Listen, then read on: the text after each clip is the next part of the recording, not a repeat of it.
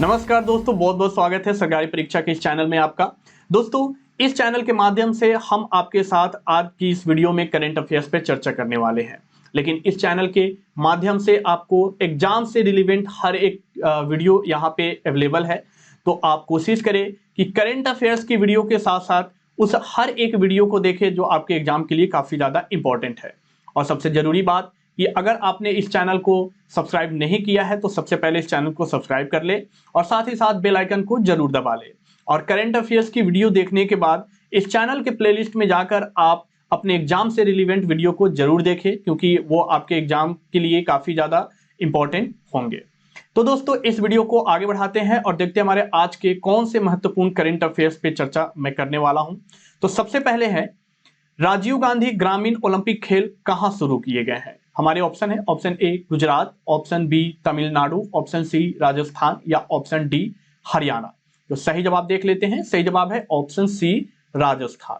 जी, यहाँ पे एक जो है ओलंपिक खेल आपने जो है नाम जरूर सुना होगा, लेकिन यहाँ बात हो रही है राजीव गांधी ग्रामीण ओलंपिक खेल। राजीव गांधी के बारे में भी आप जानते होंगे, क्योंकि ये हमारे देश के पूर्व प्रधानमंत्री थे। और ओलंपिक खेल के बारे में भी आप जानते होंगे, वही ओलंपिक खेल जिसमें नीरज चोपड़ा ने भारत को एकमात्र गोल्ड मेडल दिलाया है, यानी कि हम बात कर रहे हैं टोक्यो ओलंपिक्स की। तो इसी दो नाम को मिलाकर एक जो है स्पोर्ट्स इवेंट का आयोजन किया गया है और नाम है राजीव गांधी ग्रामीण ओलंपिक खेल। इसका आयोजन राजस्थान में किया गया है और इसका जो इनॉग्रेशन किया गया है वो राजस्थान के चीफ मिनिस्टर अशोक गहलोत के द्वारा किया गया है। अब बात हो रही है कि इसका जो इनॉग्रेशन हुआ है वो कहां हुआ है, तो राजस्थान के जोधपुर जिले के लूनी ब्लॉक के पाल पंचायत में इसका इनॉग्रेशन किया गया है। बेसिकली ये जो खेल है ये राजस्थान के हर एक ग्रामीण इलाकों में जो है इसकी शुरुआत की गई है और इस खेल में राजस्थान के लगभग 30 लाख विलेजर्स ने रजिस्ट्रेशन कराया है और इसमें जो टोटल टीम दर्ज किए गए हैं इस खेल में वो 2,25,000 टीम जो है इस खेल में भाग ले रही है। और ऐसा क्लेम किया जा रहा है राजस्थान सरकार की तरफ से कि ये जो रूरल ओलंपिक्स हैं ये पूरे विश्व के सबसे बड़े स्पोर्टिंग इवेंट में से एक होने वाले हैं। यानी कि इतनी जो है अगर हम बात कर ले कि इतने बड़े स्तर पे ये जो गेम का आयोजन किया जा रहा है ये अपने आप में ही एक जो है रिकॉर्ड कायम हो रही है। और इस रूरल ओलंपिक्स में 6 स्पोर्ट्स जो है इसमें आयोजन किए जा रहे हैं, जिनमें kabaddi, shooting ball, volleyball, hockey, kho kho और टेनिस बॉल शामिल है। आगे बढ़ते हैं, देखते हैं हमारा अगला सवाल। निम्नलिखित में से किस नियामक संस्था ने ई समाधान पोर्टल शुरू करने की घोषणा की है? यानी आपसे पूछा जा रहा है, which of the following regulatory body has announced the launch of e Samadhan portal? हमारे ऑप्शन है, option A RBI, option B NABARD, option C SIDBI या ऑप्शन डी यूजीसी। तो सही जवाब है ऑप्शन डी यूजीसी।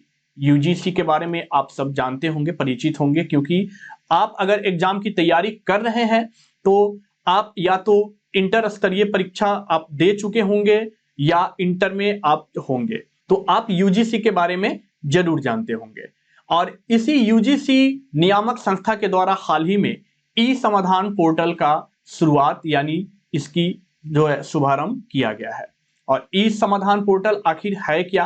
तो ये जितने भी यूनिवर्सिटीज यूजीसी के अंतर्गत आते हैं या कॉलेज आते हैं या जितने भी टीचर्स आते हैं उनके लिए ये वन स्टॉप सॉल्यूशन जो है प्रोवाइड किया गया है। यानी ये एक पोर्टल दिया गया है जहां पे हर एक स्टूडेंट्स या स्टाफ के जितने भी प्रॉब्लम है, ग्रीवेंसेस है, उनको सॉल्व किया जाएगा और उस पे मॉनिटर किया जाएगा, यानी उस पे ध्यान दिया जाएगा कि कौन कौन से जो है स्टाफ से रिलेटेड कुछ प्रॉब्लम हो रहे हैं या स्टूडेंट से रिलेटेड प्रॉब्लम हो रहे हैं तो उनका समाधान हुआ है या नहीं, या कौन कौन से मुद्दों पे जो है इसका समाधान करना बाकी है। इस पोर्टल को यूजीसी के द्वारा अभी घोषणा की गई है और जल्द ही इसे शुरू किया जाएगा। ई समाधान, इस पोर्टल को आप जरूर याद रखिएगा। और साथ ही साथ इस पोर्टल के शुरू करने से एक और फायदे होंगे कि ट्रांसपेरेंसी जो है वो दिखेगी, यानी कि जितने भी हायर एजुकेशन इंस्टीट्यूशन में या जितने भी कॉलेजेस में अनफेयर प्रैक्टिसेस होते हैं उनके बारे में इस पोर्टल के माध्यम से काफी लोग परिचित होंगे, या इस पोर्टल के माध्यम से अनफेयर प्रैक्टिसेस धीरे धीरे कम होंगे। और जैसा कि मैंने आपको बताया कि यूजीसी के अंतर्गत बहुत सारे यूनिवर्सिटीज हैं, कॉलेजेस हैं, और यहाँ तक कि बहुत सारे स्टूडेंट्स जो है इनके जो है जुड़े होते हैं यूजीसी से।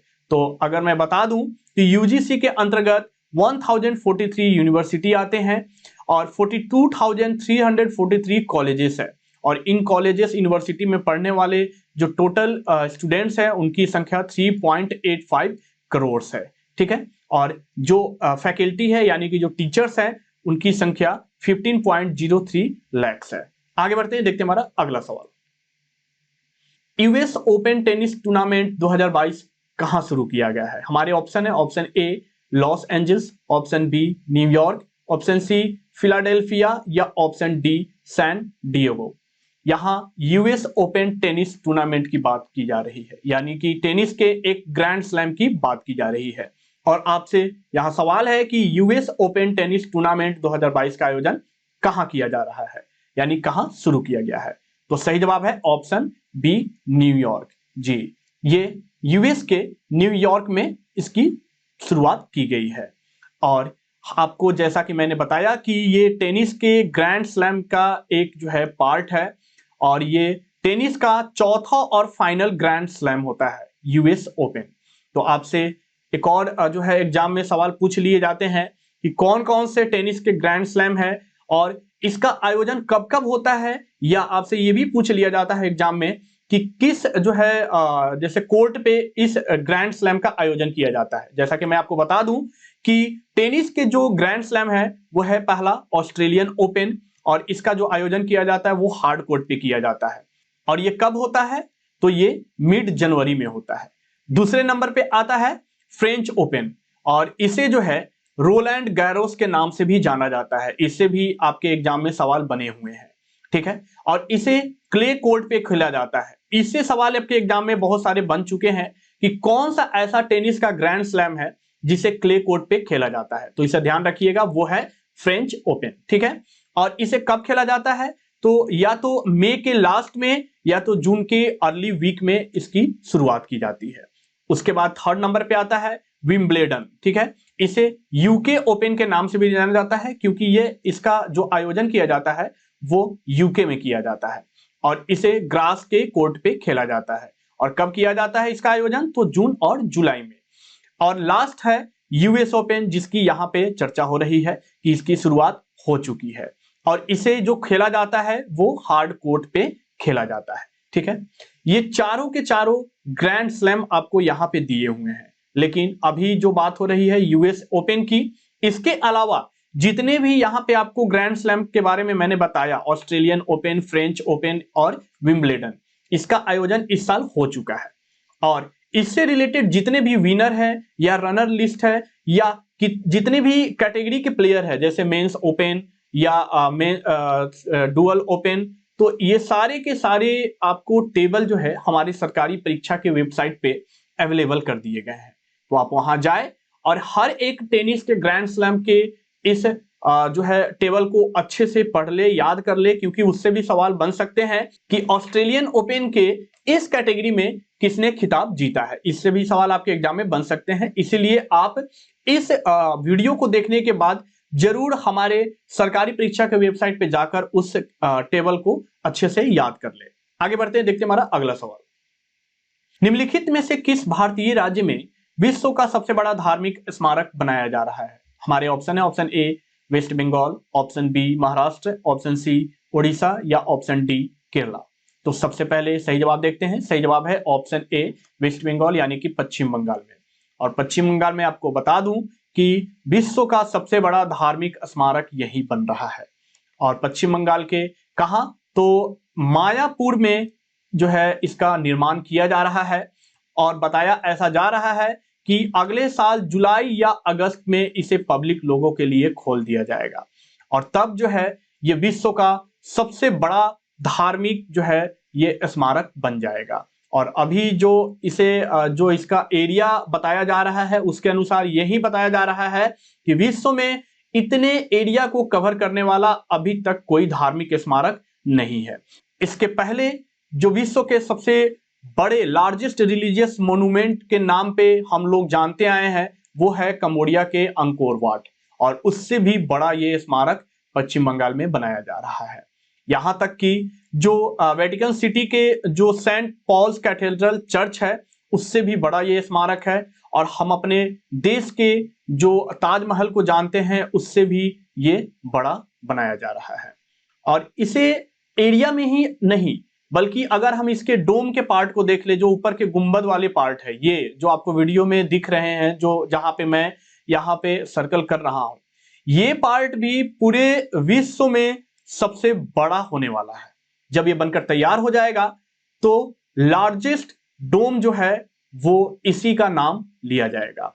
और ये जो धार्मिक स्मारक बन रहा है ये बेसिकली इस्कॉन से रिलेटेड है, और ये इस्कॉन का हेडक्वार्टर भी जो है होने वाला है।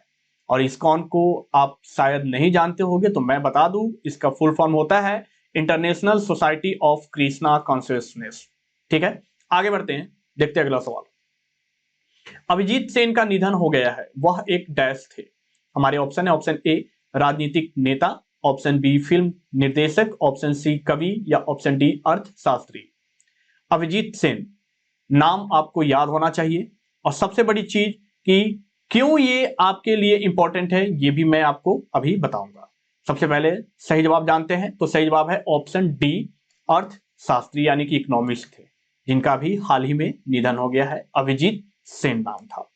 और ये सिर्फ हमारे भारत देश के फेमस इकोनॉमिस्ट ही नहीं बल्कि ये भारत के प्लानिंग कमीशन के मेंबर भी रह चुके थे। और कब मेंबर थे ये, तो 2004 से लेकर 2014 तक, जब हमारे देश के प्रधानमंत्री श्री मनमोहन सिंह थे, उस दौरान ये प्लानिंग कमीशन के मेंबर के रूप में इन्होंने कार्य किया हुआ था। और साथ ही साथ इन्होंने रूरल इकोनॉमी के ऊपर काफी इन्होंने शोध किया था, और इस रूरल इकोनॉमी में ये काफी एक्सपर्ट भी थे। और इन्हें इसी कारण agriculture cost and prices commission के चेयरमैन के रूप में भी नियुक्त किया गया था। और इन्हें अपने कार्य के लिए 2010 में इन्हें पद्म भूषण से भी सम्मानित किया गया था, जिनका भी निधन हो गया है। नाम है अभिजीत सेन। आगे बढ़ते हैं, देखते हैं हमारा अगला सवाल। दुनिया के सबसे अकेले आदमी का निधन हो गया है, वह किस जंगल में अकेला रहता था। आपको ये शायद सवाल अटपटा लग रहा होगा कि कैसे इसे बताया जा रहा है कि ये अकेले रहता था या अकेले है। इस पे भी काफी रिसर्च हुए हैं और तभी जाकर इसे रिकॉर्ड भी किया गया है। तो उसी अकेले आदमी का निधन हो गया है जो अकेला रहता था, लेकिन आपसे पूछा जा रहा है कि आखिर वो रहने का उसका जगह क्या था, यानी किस जंगल में रहता था। तो हमारे ऑप्शन है, option A Monte Verde cloud forest, option B Daintree वर्सावन यानी कि Daintree rain forest, option C Amazon वर्सावन यानी कि अमेजन रेन फॉरेस्ट, या ऑप्शन डी ट्रोस्चस राष्ट्रीय उद्यान यानी कि ट्रोस्चस नेशनल पार्क। तो सही जवाब देखते हैं, सही जवाब है option C Amazon rain forest. जी, अमेजन रेन फॉरेस्ट में ये इंसान रहता था और ये दुनिया का सबसे अकेला इंसान के रूप में इसे दर्ज किया गया था। साथ ही साथ इसे एक और भी उपाधि दी गई थी, वो उपाधि है मैन ऑफ द होल, यानी कि ये जहां भी रहता था वहां अपने आसपास गड्ढों को खोदा करता था। कई सारे वीडियो में ये मिले हैं, जैसा कि आप यहाँ पिक्चर में देख पा रहे हैं, ये गड्ढे और ये झोपड़ी और ये इंसान का चेहरा है। यानी ये दूसरे इंसानों से कांटेक्ट में नहीं था और ये जंगल में ही अपना जीवन यापन करता था। दर्ज किया गया है कि 26 साल तक ये जो है आइसोलेशन पीरियड में था, यानी ये अपने आप को 26 साल तक इसी जंगल में अकेला कर लिया था, और जिसका भी हाल ही में निधन हो गया है। हम बात कर रहे थे कि मैन ऑफ द होल क्यों इसे बोला जाता है, तो ये जहां भी रहता था ये गड्ढे खोदा करता था और लोगों के द्वारा, आसपास के लोगों के द्वारा ये बताया जाता था कि शायद ये गड्ढे या तो शिकारी जानवरों से बचने के लिए करता था या शिकारी जानवरों को जो है फंसाने, शिकार करने के लिए करता था ताकि उसका ये भोजन कर सके। और ये जो इंसान था ये अमेजन के ब्राजील के जो वहां के इंडिजिनस जो ग्रुप थे, ट्राइब्स थे, उसका ये लास्ट मेंबर था। ब्राजील के जो है कुछ ट्राइब्स हैं, उनमें से एक है तनारू इंडिजिनस ट्राइब्स। इस ट्राइब्स का नाम है तनारू इंडिजिनस ट्राइब्स। इसी ट्राइब्स का ये लास्ट मेंबर था जिसका अभी हाल ही में निधन हो गया है। नाम आप सोच रहे होंगे कि इसका नाम क्यों नहीं बताया जा रहा है, तो आज तक इसका नाम जो है किसी लोग को पता नहीं चला कि आखिर में इसका नाम क्या था। इसी कारण इसका नाम जो है कहीं भी चर्चा नहीं किया गया है। आगे बढ़ते हैं, देखते हैं हमारा अगला सवाल। कौन भारत का सबसे तेज दौड़ने वाला व्यक्ति बन गया है? पीटी उषा के बारे में आपने बहुत सुना होगा, मिल्खा सिंह के बारे में आपने बहुत सुना होगा, लेकिन अब जो है भारत में एक पर एक ऐसे धावक आ रहे हैं जो काफी जो है दौड़ में काफी तेज है। उसी से रिलेटेड आपसे यहां पे एक सवाल है कि कौन भारत का सबसे तेज दौड़ने वाला व्यक्ति यानी कि इंडिया फास्टेस्ट मैन जो है बन चुका है। हमारे ऑप्शन है, option A Amalan Borgohain, option B Amiya Malik, option C Sandeep Kumar या ऑप्शन डी गुरमीत सिंह। तो सही जवाब है ऑप्शन ए अमलन बोर्गेहन जी। ये अभी हाल ही में भारत के सबसे तेज दौड़ने वाले व्यक्ति बन गए हैं और इनकी जो उम्र है वो मात्र 24 साल है और इन्होंने 100 मीटर की रेस को 10.25 मिली सेकेंड्स में कंप्लीट कर लिया है। आप सोच पा रहे होंगे कि जब आप पलक झपकाते हो, मिनिमम दूसरी पलक एक से दूसरी पलक जैसे ही झपकती है उतने में इन्होंने 100 मीटर की रेस को आराम से जो है अचीव कर लिया है और इसी कारण ये भारत के सबसे तेज धावक बन गए हैं। और इन्होंने ये जो कारनामा किया है वो all India inter railway athletics championship जिसका आयोजन रायबरेली में किया गया था उसमें इन्होंने किया है। और इससे पहले ये जो रिकॉर्ड था वो अमिया मलिक के नाम था जिन्होंने 100 मीटर की दौड़ को 2016 में 10.26 मिली सेकेंड्स में कंप्लीट किया था और उनसे मात्र जो है 0.1 मिली सेकेंड्स के अंतर से ये भारत के सबसे तेज धावक बन गए हैं। और इन्होंने एक और रिकॉर्ड अपने नाम कर रखा है, वो है कि 200 मीटर की दौड़ को इन्होंने 20.52 मिली सेकेंड्स में कंप्लीट किया हुआ है। आगे बढ़ते हैं, देखते हैं हमारा अगला सवाल। ब्लूमबर्ग बिलियनर्स इंडेक्स के अनुसार हाल ही में कौन दुनिया का तीसरा सबसे अमीर व्यक्ति बन गए हैं? हमारे ऑप्शन है, option A Mukesh Ambani, option B Gautam Adani, option C Bernard Arnault या ऑप्शन डी जेफ बेजोस। सही जवाब पहले देखते हैं। सही जवाब है ऑप्शन बी गौतम अडानी। आपको शायद यहां पे आप शॉक हो रहे होंगे क्योंकि आपने शायद यहां पे जेफ बेजोस या मुकेश अंबानी में से एक ही को चुना होगा। तो मैं आपको बता दूं कि अभी जो ब्लूमबर्ग बिलियनर्स इंडेक्स की रिपोर्ट आई है उस रिपोर्ट में एलॉन मस्क जो है ये सबसे टॉप धनी जो है बन गए हैं। इनकी जो टोटल धन बताई जा रही है वो यूएसडी डॉलर में 251 बिलियन है और सेकेंड नंबर पे है जेफ बेजोस जिनकी जो टोटल राशि दर्ज की गई है वो 153 बिलियन यूएसडी डॉलर में दर्ज की गई है। और तीसरे नंबर पे है मिस्टर अडानी। इनकी जो टोटल धन जो इनकी दर्ज की गई है इस रिपोर्ट में वो 137.4 बिलियन दर्ज की गई है। यानी ये एशिया के सबसे नंबर 1 के धनी बन चुके हैं। यानी इनकी एशिया में रैंकिंग फर्स्ट है लेकिन वर्ल्ड की अगर बात कर ले तो ये तीसरे नंबर पे पहुंच चुके हैं। और इससे पहले जो ये रिपोर्ट निकाली गई थी उसमें थर्ड नंबर पे थे लुइस वेटन जिसके आप शर्ट्स वगैरह कपड़े वगैरह पहनते हैं, उनके चेयरमैन बर्नार्ड अर्नोल्ड थे और इनको इन्होंने जो है पीछा कर दिया है। और हमारे भारत देश के रिलायंस इंडस्ट्री के जो चीफ मुकेश अंबानी है उनको इस रिपोर्ट में 11वां रैंक दिया गया है और इनकी जो टोटल संपत्ति दर्ज की गई है वो 91.9 बिलियन यूएस डॉलर दर्ज की गई है। ठीक है, अब बात कर लेते हैं ये जो रिपोर्ट निकाली गई है उस ब्लूमबर्ग बिलियनर इंडेक्स की। तो इसे मार्च 2012 में इसे लॉन्च किया गया था और ये जो है रैंकिंग करते रहता है दुनिया के 500 रिचेस्ट पीपल के बारे में कि उनकी जो नेटवर्थ है वो कैसे अप जा रही है कैसे डाउन जा रही है। उसके अनुसार जो है ये एक समय समय पे रिपोर्ट पेश करता है और दुनिया के जितने भी रिचेस्ट पर्सन है उसके रैंक जो है ये लोगों के सामने पेश करता है। आगे बढ़ते हैं, देखते हैं हमारा अगला सवाल। निम्नलिखित में से किस दिन राष्ट्रीय लघु उद्योग दिवस 2022 मनाया गया है? यानी कि नेशनल स्मॉल इंडस्ट्री डे 2022 कब मनाया गया है? हमारे ऑप्शन है, ऑप्शन ए 25 अगस्त, ऑप्शन बी 26 अगस्त, ऑप्शन सी 29 अगस्त या ऑप्शन डी 30 अगस्त। तो सही जवाब जान लेते हैं। सही जवाब है ऑप्शन डी 30 अगस्त, यानी कि 30 अगस्त को मनाया गया है हमारे देश में राष्ट्रीय लघु उद्योग दिवस, यानी कि नेशनल स्मॉल इंडस्ट्री डे।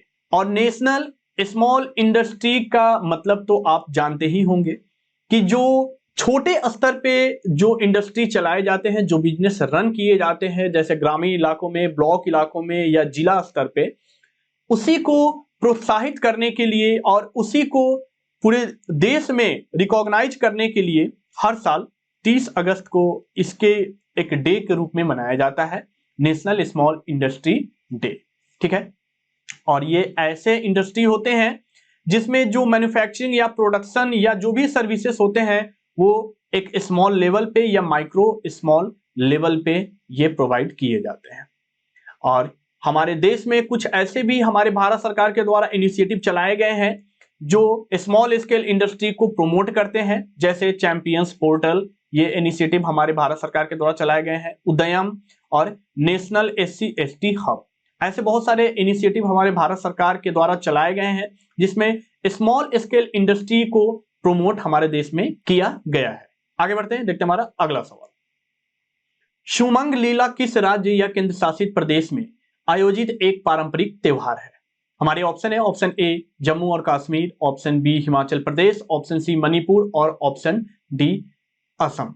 आपको बताना है कि सुमंग लीला इनमें से किस राज्य या केंद्र शासित प्रदेश में मनाया जाता है।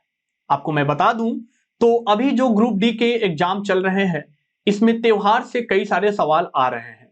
ऐसे सवाल को तो आप बिल्कुल भी मिस ना करें या इसे कहीं नोट डाउन जरूर कर ले, क्योंकि जो हाल ही में फेस्टिवल किसी राज्य या केंद्र शासित प्रदेश में मनाए जाते हैं उसके बारे में आपके अगले एग्जाम में सवाल आने की संभावना काफी रहती है। तो जानते हैं कि सुमंग लीला किस राज्य या केंद्र शासित प्रदेश में मनाया जाता है। सही जवाब है ऑप्शन सी मणिपुर।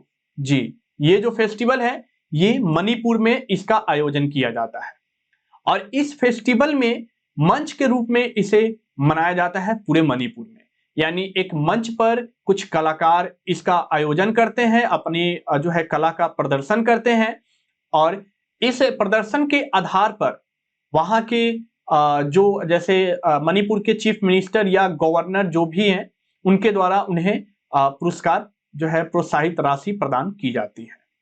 तो अभी हाल ही में 15th ऑल मणिपुर सुमंग लीला फेस्टिवल 2021-22 का आयोजन किया गया है और इस फेस्टिवल के आयोजन में मणिपुर के गवर्नर जिनका नाम है जगदीश मुखी, इन्होंने जो भी इस फेस्टिवल में विनर रहे हैं उनको इन्होंने मेडल वगैरह भी डिस्ट्रीब्यूट किया है। और जैसा कि मैंने आपको बताया कि ये जो फेस्टिवल है ये एक मंच पे जो है इसका प्रदर्शन किया जाता है यानी मनाया जाता है और ये फेस्टिवल जो है बेसिकली मणिपुर राज्य के कला को प्रदर्शन करने के लिए मनाया जाता है। तो दोस्तों ये है हमारे आज के कुछ डेली करंट अफेयर्स जिस पे मैंने आपके साथ चर्चा किया। अगर आप और भी करंट अफेयर्स की डिटेल्स जो है पढ़ना चाहते हैं तो आप हमारे ऑफिशियल वेबसाइट सरकारी परीक्षा पे विजिट कर सकते हैं।